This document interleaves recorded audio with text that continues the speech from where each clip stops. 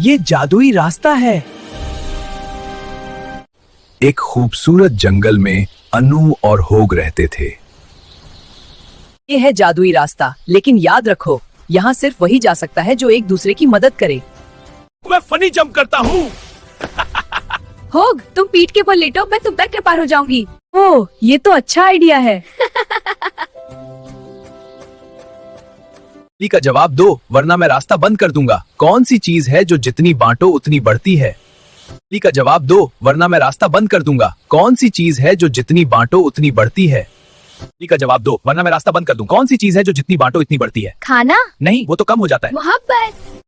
तुमने एक दूसरे की मदद की, हिम्मत भी दिखाई, इसलिए तुम्हें जंगल का दोस्त सर्टिफिकेट मिलता है। मुझे भूख लग रही है, चलो कुछ खाने चलें। होग, तुम कभी नहीं सुधरोगे।